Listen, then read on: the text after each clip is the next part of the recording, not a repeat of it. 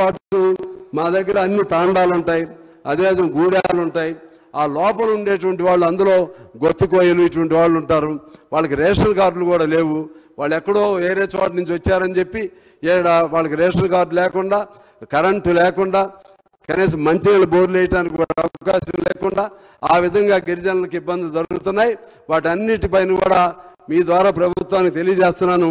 వారు ఏ ప్రాంతం నుంచి వచ్చినా సరే, గిరిజనుడే ఏ ప్రాంతం నుంచి వచ్చినా సరే, ఈ భారతదేశ వాసి, ఈ భారతదేశ పౌరుడైతే సరే అయితే వాళ్ళకి రేషన్ కార్డు కానీ ఇతర సౌకర్యాలు కానీ కల్పించాలని చెప్పి నేను కోరుతా ఉన్నాను అధ్యక్ష. అదేవిధంగా 20 కులాలు శెట్టి బలిజ, అదేవిధంగా తూర్పు కాపు ఇటువంటి వాటికి కాంగ్రెస్ మేనిఫెస్టోలో కూడా వాళ్ళకి ఇక్కడికి వచ్చిన తర్వాత అంతకుముందు బీసీలుగా పరిగణించబడేవాళ్ళు. గత ప్రభుత్వ కాలంలో వాళ్ళని బీసీల నుంచి తీసివేయడం జరిగింది. వాళ్ళని ఖచ్చితంగా మీరు ఇచ్చిన హామీ ప్రకారంగా వాళ్ళందరినీ బీసీలుగా గుర్తించాలని చెప్పి నేను కోరుతా ఉన్నాను అధ్యక్ష. అదేవిధంగా మైనార్టీసు, బీసీలు, ఎంబీసీలు వీళ్ళకి నేను ఇంతకుముందే మధ్యలో మైనార్టీస్ మీటింగ్కి వెళ్ళొచ్చాను. అదేవిధంగా చేనేత వృత్తులు వారి మీటింగ్ కూడా వెళ్ళొచ్చాను. వాళ్ళ బాధలన్నీ కూడా చెప్పారు. నేను వాళ్ళ ప్రస్తావన చేస్తానని కూడా చెప్పడం జరిగింది అధ్యక్ష.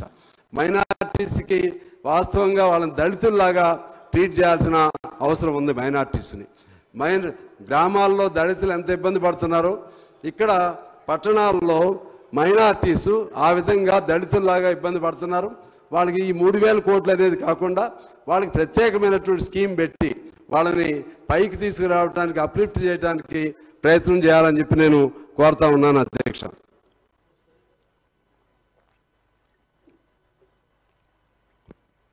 అదేవిధంగా పేద అగ్రకులాలు ఎవరున్నా సరే, అది బ్రాహ్మణ్ కానీ, లేకపోతే వైశ్య కానీ, లేకపోతే ఇంకా కమ్మ అయినా, రెడ్ అయినా, అందులో ఉన్నటువంటి పేదవాళ్ళని పైకి తీసుకురావడానికి మీ ద్వారా ప్రభుత్వం ఆలోచన చేయాలి. ఎందుకంటే ఇది బడ్జెట్ సెషన్ కాబట్టి అన్ని వర్గాలకి న్యాయం చేసే విధంగా కొంత డబ్బు ద్వారా అవుతుంది, కొంత డబ్బు లేకుండా కూడా సహాయం చేయొచ్చు. ఆ విధంగా ప్లాన్ చేయాలని చెప్పి మీకు సూచన చేస్తా ఉన్నాను. అదే పద్ధతుల్లో డ్వాక్రా మహిళలు, ఇంతకుముందు డ్వాక్రా చంద్రబాబు గారు ఆ కాలంలో డ్వాక్రా అనేది మహిళలు సాధికారికత కోసం చాలా ఉపయోగపడింది. ఇవాళ డ్వాక్రా అనేది ఇవాళ మీరైతే వడ్డీ లేని రుణాలు అన్నారు, దాన్ని అమలు చేసి తద్వారా మరలా మహిళలు యాక్టివ్గా ఉండే విధంగా, సాధికారికత వైపు వెళ్ళే విధంగా మీరు కృషి చేయాలని చెప్పి మీ ప్రభుత్వాన్ని మీ ద్వారా కోరుతున్నాను అధ్యక్ష. అలాగే నాయి బ్రాహ్మణులు, వడ్రా, విశ్వబ్రాహ్మణులు, వికలాంగులు, ఆటో కార్మికులు, హమాలీలు, భవన నిర్మాణ కార్మికులు, అసంఘటిత రంగ కార్మికులు, వాళ్ళకి మన కార్పొరేషన్ కావాలని చెప్పి వాళ్ళు నా దగ్గర రిప్రజెంటేషన్ వచ్చారు. అది చూడాలని కోరుతూ, వికలాంగులకు సంబంధించి ఈ మధ్య ఒక ఐఏఎస్ ఆఫీసరు, వికలాంగులకు సంబంధించి ఒక ఐఏఎస్ ఆఫీసర్ వాళ్ళకి రిజర్వేషన్లు అవసరం లేదని ఇటువంటి అవమానకరమైనటువంటి వ్యాఖ్య చేయటం జరిగింది అధ్యక్ష. వాళ్ళందరూ కూడా నా దగ్గరికి వచ్చారు. అందులో కూడా ప్రొఫెసర్స్ వచ్చారు, వికలాంగుల ప్రొఫెసర్స్. అటువంటి జరగకుండా ఉండే విధంగా ఎస్సీ ఎస్టీలకు కానీ ఎలా రక్షణ ఉందో ఆ విధంగా వికలాంగులకు కూడా ఒక రక్షణ ఉంటే బాగుంటుందని చెప్పడం జరిగింది అధ్యక్ష. అలాగే విద్యకు సంబంధించి అనేక అంశాలు ప్రస్తావనకు వచ్చినాయి. మీకు తెలుసు, ఇవాళ నువ్వు 10వ తరగతి చదివిన పిల్లవాడిని కదిలించిన అతని దగ్గరికి వెళ్ళి రాయమన్నా సరే తెలుగు కూడా తప్పులు లేకుండా రాసే పరిస్థితి లేదు. ఎందుకు ఈ సిస్టంలో లోపం వస్తుంది? ప్రభుత్వం ఇంకా పెట్టవలసినంత పెట్టలేదు. దానికి మేమైతే 20% అడుగుతున్నాం, మీరైతే 7% ఇచ్చింది ప్రభుత్వం. సరే, అయినా సరే ప్రైవేటు స్కూల్స్ కంటే అన్ని సౌకర్యాలు ఉన్న స్కూల్స్ లాగా ఉన్నాయి. కానీ ఎందుకు చదువు రావట్లేదు పిల్లలకి? అక్షరాలు కూడా ఎందుకు రాయలేకపోతున్నారు? అదేది ఆలోచన చేయాల్సిన అవసరం ఉంది. దాన్ని సరిదిద్దాలి. అదేవిధంగా కొన్ని దేశాల్లో ఉచిత విద్య ఇస్తున్నారు అధ్యక్ష. అందులో ఆ ఉచిత విద్య, అది ఈవెన్ అమెరికా లాంటి మోస్ట్ డెవలప్డ్ కంట్రీస్లో కూడా ఉచిత విద్య ఇస్తున్నారు. ఆ విధంగా విద్య, వైద్యం ఆ రెండు కూడా ఖచ్చితంగా ఉచితంగా ఇవ్వాలి. దాన్ని క్వాలిటీతో కూడినటువంటి, వాల్యూస్తో కూడినటువంటి విద్య అందించాలి. అందుకని నా వాల్యుబుల్ సజెషన్ ఏమిటంటే, ప్రతి జిల్లాలో గవర్నమెంట్ పాఠశాలలో ఫలితాలకు సంబంధించి ఎందుకు వెనకబడుతున్నారు, ఇటువంటివన్నీ వాళ్ళు ఎంత ఫాలోఅప్ చేస్తూ పర్సూ చేయడం కోసం జిల్లాకు ఒక ఐఏఎస్ ఆఫీసర్ని వేస్తే విద్యారంగానికి సంబంధించి డిఈఓలు ఉంటారు, ఎట్లయినా ఒక ఐఏఎస్ ఆఫీసర్ని దానికి విద్యారంగానికి వేయాలి, వైద్య రంగానికి కూడా వేయాల్సిన అవసరం ఉందని మీ ద్వారా విజ్ఞప్తి చేస్తున్నాను అధ్యక్ష.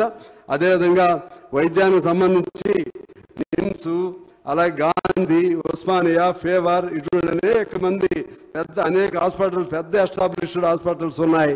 కానీ ఆ వైపు పోవట్లేదు, పేషెంట్స్ కేవలం కార్పొరేట్ వైపు పోతున్నారు. అది ఏమిటో మనం అర్థం చేసుకుని వాళ్ళకి చాలామంది నిమ్స్ ఇటువంటి చోట ప్రభుత్వం ఇవ్వాల్సిన బిల్లులు కూడా చెల్లించట్లేదని చెప్తున్నారు. అదే ఫ్యాకల్టీ కూడా సరిగా ఉండట్లేదు, వాళ్ళకి అన్ని రకాలుగా ఇబ్బందులు వస్తున్నాయి. అందువలన ప్రభుత్వ ఆసుపత్రులని మరింత స్ట్రెంథన్ చేయాలి. ఆ క్రమంలో ప్రాథమిక ఆసుపత్రులు, ప్రాంతీయ, అలాగే జిల్లా, కార్పొరేట్ 4 దశలుగా దాన్ని ఏర్పాటు చేసి దాన్ని పెంచవలసిన అవసరం ఉంది అధ్యక్ష. అదేవిధంగా ఇంగ్లాండ్, అమెరికా, కెనడా, స్వీడన్ లాంటి దేశాల్లో పూర్తిగా వైద్యం ఉచితంగా ఇస్తున్నారు. ఆ విధంగా ఉచిత విద్యను అందించాలని మీ ద్వారా ప్రభుత్వాన్ని కోరుతున్నాను. అలాగే ఆరోగ్యశ్రీ 10 లక్షలు చేసినప్పటికి కూడా అన్ని హాస్పిటల్స్లో దాన్ని అలో చేయట్లేదు. ఒక ఎల్ఓసి అనేది నిమ్స్లో మాత్రమే ఇస్తున్నారు అధ్యక్ష. అదేవిధంగా ఈ 10 లక్షల ఆరోగ్యశ్రీ కూడా పెద్ద జబ్బులు చేస్తే ఒకవేళ ఎల్ఓసి ఇచ్చినా సరే 10 లక్షలు దాటిన తర్వాత క్యాన్సర్ లాంటివో ఇంకా పెద్దవి వస్తే వాళ్ళు బతికే పరిస్థితి కనపడట్లేదు. అందుకని ఇన్సూరెన్స్ను ఉపయోగించి దానికి శాచ్యురేషన్ పాయింట్, పెద్ద జబ్బులు వస్తే పేదవాళ్ళందరూ కూడా అది ఎంత జబ్బు అయినా సరే, ఎంత ఖర్చు అయినా సరే ప్రభుత్వం భరించేలాగా మీ ద్వారా ప్రభుత్వం శ్రద్ధ తీసుకోవాలని నేను కోరుతున్నాను అధ్యక్ష. ఇక ప్రధానమైనటువంటి అంశం ఇరిగేషన్. తొందరగా నేను ముగిస్తాను, నాకు కొద్దిగా టైమే ఉంది అధ్యక్ష. ఇరిగేషన్ సంబంధించి మనం ఈ మధ్య చూసాం. ఇరిగేషన్ అంటే ఏటీఎంస్ అంటే అది ఎవరికైనా కానీ, ఏ ప్రభుత్వం ఆ ప్రభుత్వం లేకపోతే అధికారుల లేకుంటే రాజకీయ నాయకుల ఎవరైనా కానీ అవి ఏటీఎంలు ఇరిగేషన్లు అనేది, ఇరిగేషన్ ప్రాజెక్టులు అనేది ఒక ముద్ర పడిపోయింది అధ్యక్ష. అందులో ఇవాళ 2000 ఇందాక కలవకుర్తి, నెట్టింపాడ అవి వచ్చినాయి. 85లో మొదలెట్టి ఇప్పుడు వరకు జోరాల ఇటువంటి ఇప్పుడు వరకు పూర్తి కాలేదంటే దానిలో ఎంత అన్యాయం జరిగిందో అంటే దాదాపు కొంతమేరకు అయింది అవి, కానీ పూర్తి కాలేదు.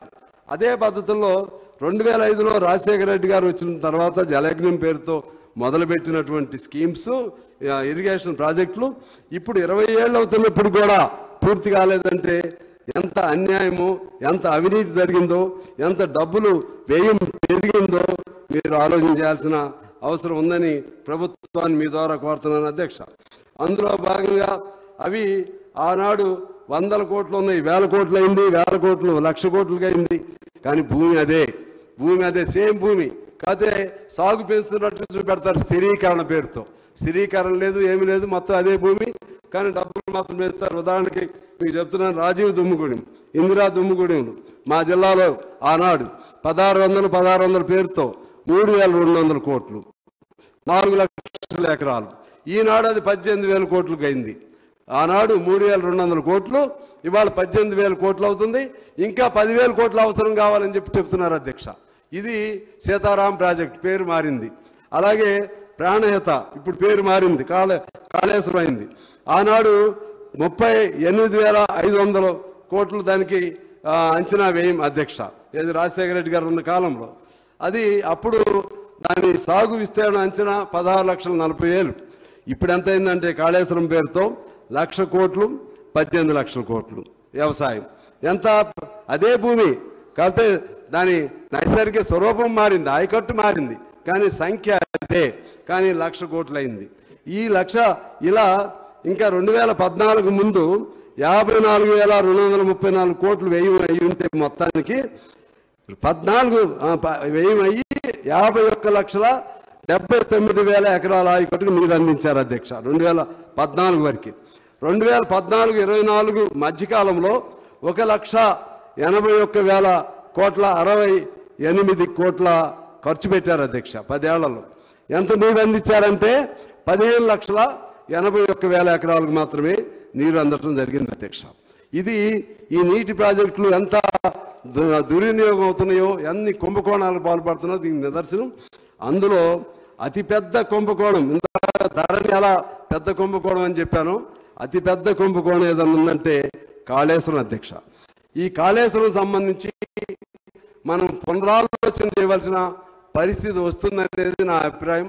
అది ఇవాళ అటు ఇటు ఎవరు కూడా ముఖ్యం లేరు, అయినా కూడా రికార్డ్ అవుతుంది. కాబట్టి నా విజ్ఞప్తి ఏంటంటే, ఈ కాళేశ్వరం అనేది వాస్తవంగా ఆ రోజు తుమ్మిడెట్టి వద్ద వైన్గంగా, వరద, పెనగంగా ఆ మూడింటి సంఘం తర్వాత నీటి లభ్యత లేదనే ఒక సాకు, బోటకపు సాకు చూపెట్టి రీఇంజనీరింగ్, రీడిజైన్ పేరుతో మేడిగడ్డ అదే కాళేశ్వరం మార్చడం జరిగింది అధ్యక్ష.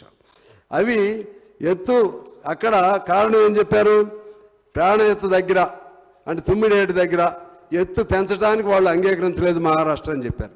ఎత్తు పెంచడానికి అంగీకరించకపోయినా 148 అడుగులైనా సరే నిరంతరం 3 TMCలు నీళ్లు వస్తానే ఉంటాయని చెప్పి నివేదికలు చెప్తా ఉన్నాయి. అది 75% డిపెండబిలిటీ. అందులో భాగంగా ఇప్పుడు హైదరాబాద్ ఎట్లయినా నిర్మించాలి అక్కడ, అందువలన అక్కడ అది నిర్మించుకోవాల్సినటువంటి అవసరం వచ్చింది. కాళేశ్వరం ఉండాలా లేదా అనేది నేను కొద్దిగా చెప్పిన తర్వాత అందరూ ప్రభుత్వం నిర్ణయం ఎలా చేస్తుందో తెలియదు. తర్వాత జస్టిస్ చంద్రఘోష్ కమిషన్ విచారణ చేశారు అధ్యక్ష. అది 3 బ్యారేజీల వరకే ఆ విచారణ పరిధిలో చేర్చారు, మేడిగడ్డ, అన్నారం, సుందేళ్ళ. అది మూడు బ్యారేజీలు కాదు, పెద్ద కుంభకోణాలు చాలా జరిగినాయి. మెగా కుంభకోణం జరిగింది లిఫ్ట్ నిర్మాణంలో, మెగా ఎలక్ట్రల్ బాండ్ల రూపంలో కుంభకోణాలు జరిగినాయి, మెగా స్థాయిలో ముడుపులు జరిపాయి. ఇవన్నీ చేర్చకుండా కేవలం ఆ 3 బ్యారేజీల వలన చేయటం వలన అవినీతి బయటకు రాదు అనేది నేను మీ ద్వారా ప్రభుత్వానికి తెలియజేస్తున్నాను అధ్యక్ష. ఇక చాలామంది మధ్య చర్చ మొదలుపెట్టారు, కాళేశ్వరం ఉండాలా వద్దా. కాళేశ్వరం వద్దు అంటే అందరి గుండెల్లో రాయబడినట్లు అవుతుంది. అమ్మో, అంత పెద్ద 1,00,000 కోట్లు కలిగిన కాళేశ్వరాన్ని ఎలా రద్దు చేస్తారని చెప్పి.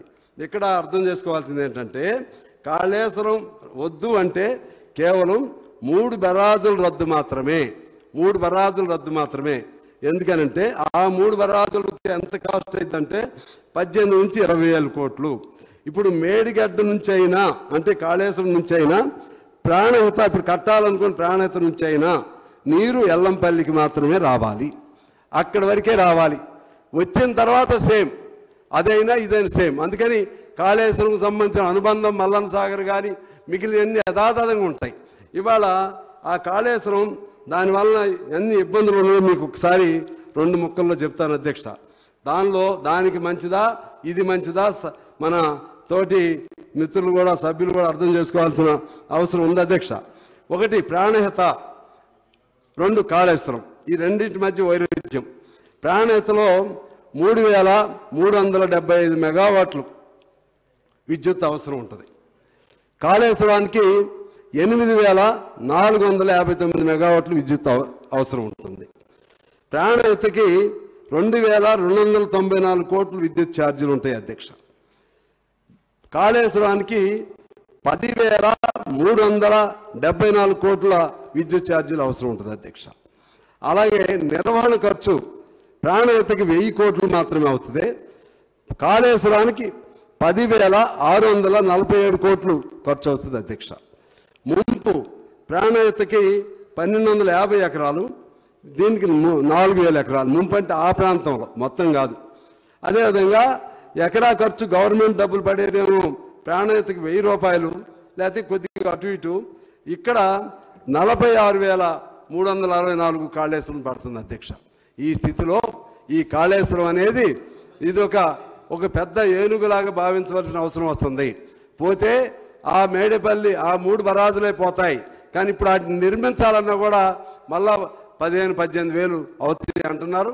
అందువల్ల దీనిపైన జాగ్రత్తగా ఈ ప్రభుత్వం ఆలోచన చేయవలసినటువంటి అవసరం ఉందని విజ్ఞప్తి చేస్తూ ఇక ఆఖరి అంశం వస్తున్నాను అధ్యక్ష. ఎక్కువ టైం తీసుకోనని మీకు మనవి చేస్తూ ఉన్నాను. మన భట్టి గారు చెప్పారు మన బడ్జెట్ ప్రారంభంలో, 1,00,00,000 రత్నాల వీణ తెలంగాణ. ఇవాళ రత్నాలు కొద్దిమంది పాలయ్యాయి. రాళ్ళు మట్టి మర మనుషుల పాలు, మట్టి మనుషులు పాలయ్యాయి. శ్రమ ఒకరిది, దోపిడి మరొకరిది అధ్యక్ష. సంపద ఇంకొకరిది. తిండి దొరక్క డొక్క లెండిన పేదవాడు ఒకవైపు, తిన్నది అరగక బొజ్జలు పెంచే బడా బాబులు ఇంకొక వైపు. ఈ తెలంగాణ కాదు మనం కోరుకుంది. ప్రతి ఒక్కరి తెలంగాణ కావాలి. శ్రమ దోపిడి అంతం కావాలి. పేదవాడి కళ్ళలో ఆనందం చూడాలి. పేదవాడి కళ్ళల్లో ఆనందం చూడాలంటే కూడు గుడ్డ నీడ విద్య వైద్యం ఇవి ఉంటేనే పేదవాడి కళ్ళల్లో ఆనందం ఉంటుంది. ఈ ప్రభుత్వంగా ఈ బడ్జెట్లో అటువంటి ఆలోచన చేయలేదని నేను భావిస్తూ ఉన్నాను.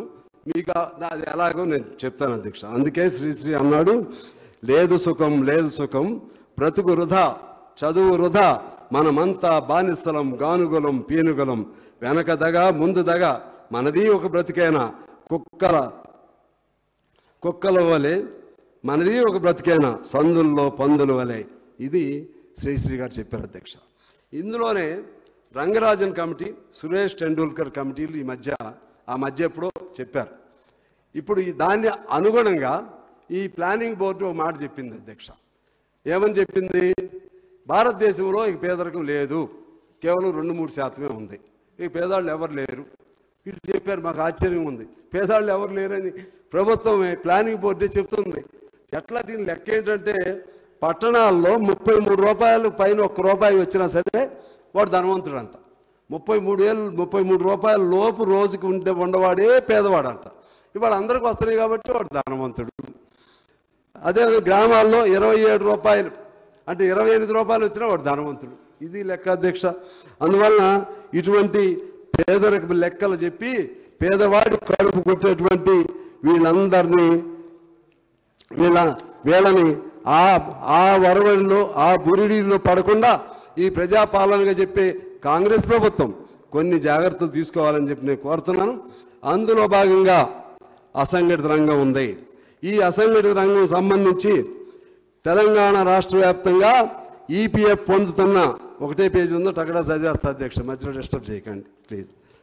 తెలంగాణ రాష్ట్ర వ్యాప్తంగా ఈపీఎఫ్ పొందుతున్న ఉద్యోగులు 1,07,00,000 మంది ఉన్నారు.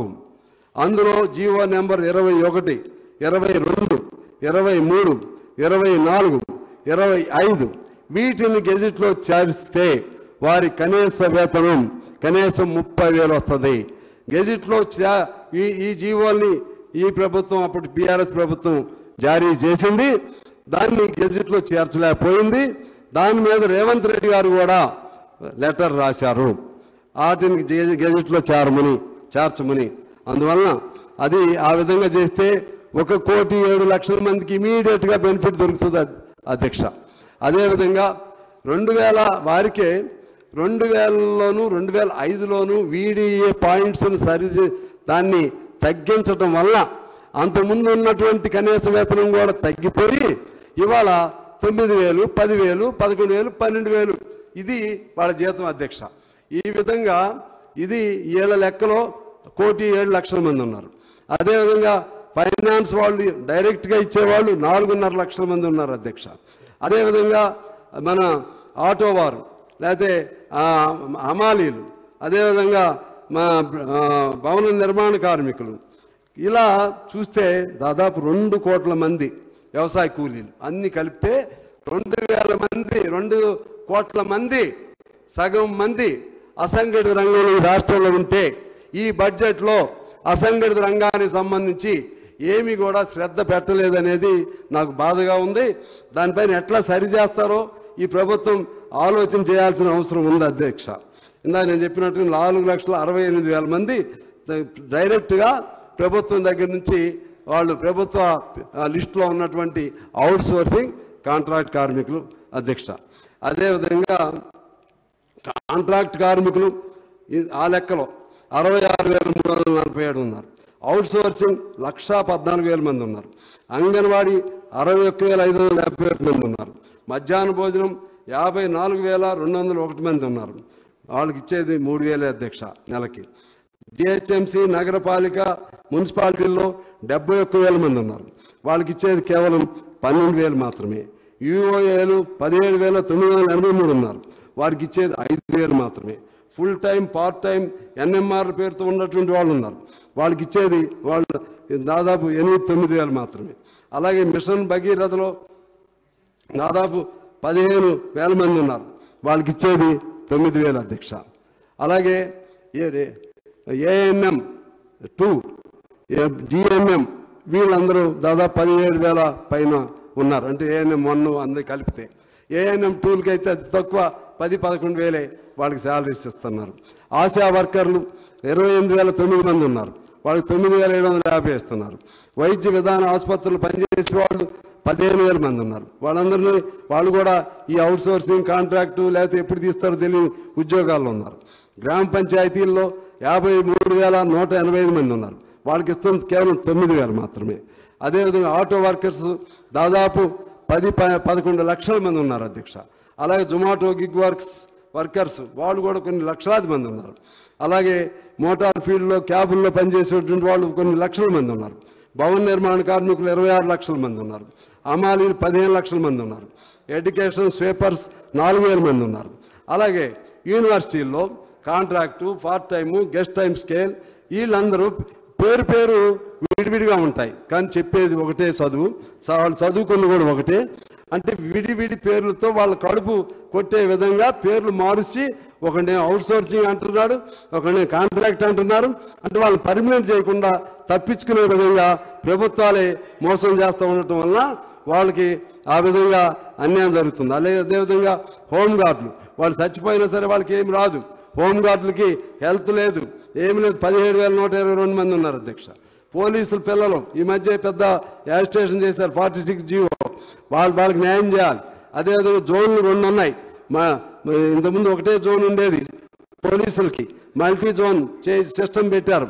వరంగల్ జోన్ ప్రాంతంలో దాదాపు కొంతమంది 20-30 మంది డిఎస్పీలకి ఇంకా ఇతర పోలీసులకి ఇబ్బంది ఉంది అధ్యక్ష. అలాగే మా సింగరేణిలో 20 జీవో నెంబర్ 22 సరి చేస్తే దాన్ని అప్లై చేస్తే 30,000 మంది కార్మికులు ఉన్నారు అధ్యక్ష. 30,000 మందికి ఎంతో కొంత ఇప్పుడు 9,000తో వాళ్ళు పనిచేయాల్సిన పరిస్థితి వస్తుంది. ఆ 30,000 మందికి ఎంతో కొంత ఆ పెరిగిన ఆ జీవో ప్రకారంగా వాళ్ళకి మినిమం వేజ్ వస్తుంది అధ్యక్ష. జన్కోలో ఆర్టిజన్స్ పేరుతో 21,000 మంది ఎట్టి చేస్తూ ఉన్నారు.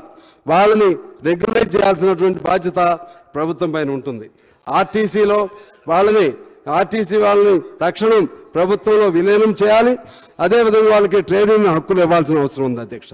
ముఖ్యంగా జర్నలిస్టులకు సంబంధించి వాళ్ళు మరింత అన్యాయమైన జీవితం, వాళ్ళకి మినిమం గ్యారంటీ లేని జీవితం, ఎవరు రూపాయి ఇచ్చే పరిస్థితి లేదు. ఆ విధంగా వాళ్ళకి ఇల్లు లేదు, అదేవిధంగా మెడికల్ ఫెసిలిటీస్ లేవు, ఏమి మినిమం వేజ్ లేదు, ఎవరు అసలు వేతనం లేదు. అందువలన జర్నలిస్టులకు సంబంధించి కూడా వాళ్ళకు పాలసీ పెట్టాలి, వాళ్ళ బ్రతుకు తెరువు కూడా చూడాల్సినటువంటి అవసరం ఉంది అధ్యక్ష. అదేవిధంగా గ్రానైట్లో ఒక 25-30 కోట్ల రూపాయలు ఇస్తే 10,000 మంది గ్రానైట్ మీద బతుకుతారు ఖమ్మం జిల్లాలో. వాళ్ళది ఎవరు పట్టించుకోవట్లేదు అధ్యక్ష. అగ్రిగోల్డ్, సహారా పెద్ద కుంభకోణాలు జరిగినాయి.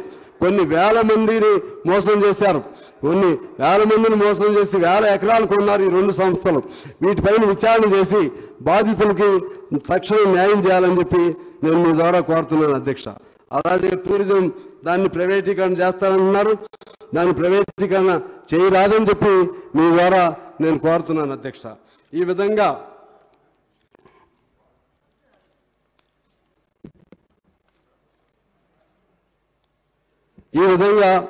పేదవాళ్ళు ఇంకా చాలా మంది ఉన్నారు అధ్యక్ష. టైం లిమిట్తో నేను మీకు ఇష్టం లేదు, ముందు మీకు ఇష్టం లేదు, ఏం అంత బాధ ఏమి మీకు అంత బాధ ఏమి? మంచిది మీరు చాలా మీ కడుపు అంతా సాంసరం ఎందుకు మాట్లాడుతున్నాడు అన్నట్టుంది. వద్దు అడిగా ఇప్పుడే సాంబశివరావు గారు, నేను ఇంతేనా మీరు ఇంతేనా? నేను అడిగింది సింగరేణి. సాంబశివరావు గారు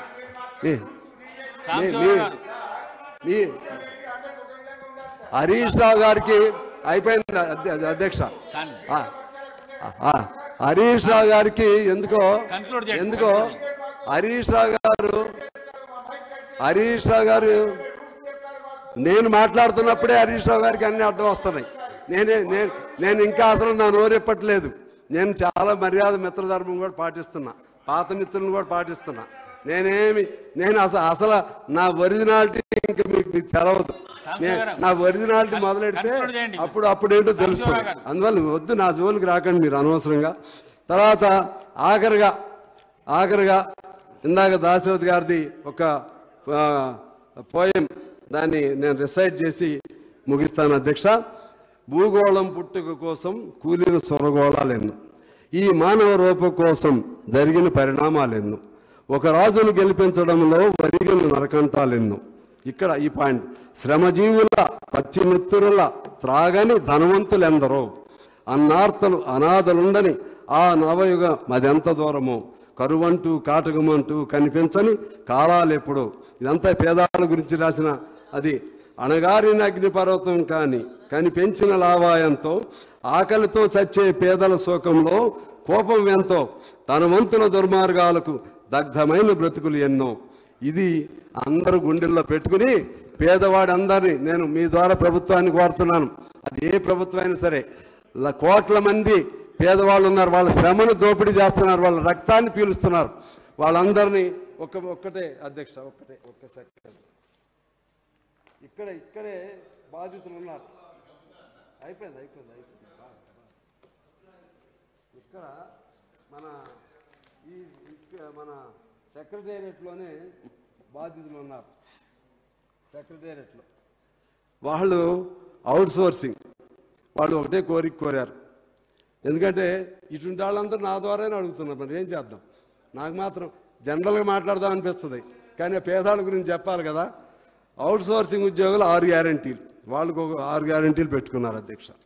ఏజెన్సీ విధానం రద్దు చేసి కార్పొరేషన్ ద్వారా పే స్కేల్ ఇవ్వాలి, ఉద్యోగ భద్రత కల్పిస్తూ ఆరోగ్య భద్రత ఇస్తూ హెల్త్ కార్డులు మంజూరు చేయాలి, ప్రతి సంవత్సరం ప్రతి ఉద్యోగికి ఇంక్రిమెంట్ కల్పించాలి, ప్రతి గవర్నమెంట్ నోటిఫికేషన్లో వెయిటేజ్ మార్కులు ఇవ్వాలి, ఉద్యోగ సర్వీసులో మరణించిన లేదా రిటైర్మెంట్ అయిన వారి కుటుంబ సభ్యులకు 10 లక్షలు ఇవ్వాలి, ఒకరికి ఉద్యోగం ఇవ్వాలి, అన్ని ప్రభుత్వ శాఖల్లో పనిచేస్తున్న ఉద్యోగులకు సెలవులు 30 వరకు పెంచాలి, మహిళా ఉద్యోగులకు వేతనంతో కూడిన ప్రసూతి సెలవులు మంజూరు చేయాలి. ఇవి చాలా సామాన్యమైన కోరికలు. మన చుట్టూ ఉన్న పిల్లలందరూ నా ద్వారా మీకు, మీ ద్వారా నా ద్వారా మీకు, మీ ద్వారా ప్రభుత్వానికి తెలియజేయమన్నారు అధ్యక్ష. థ్యాంక్స్ అధ్యక్ష.